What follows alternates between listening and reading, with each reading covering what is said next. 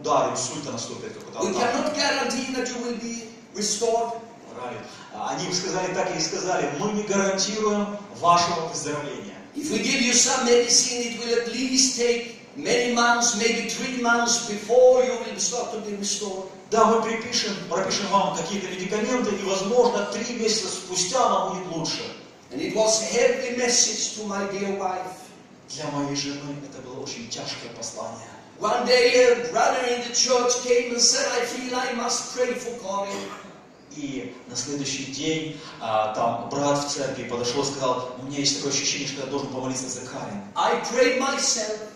Я сам также очень Karin молился. prayed herself. Молилась и Карин вместе со She мной. took the medicine. Она принимала медикаменты. We asked God also to bless the medicine. Мы просили, чтобы Бог благословил эти медикаменты. But after 2-3 weeks, Но 2-3 недели спустя, everything was restored. всего лишь 2-3 недели спустя, лицо восстановилось. Amen. Выздоровело. Amen. Аминь.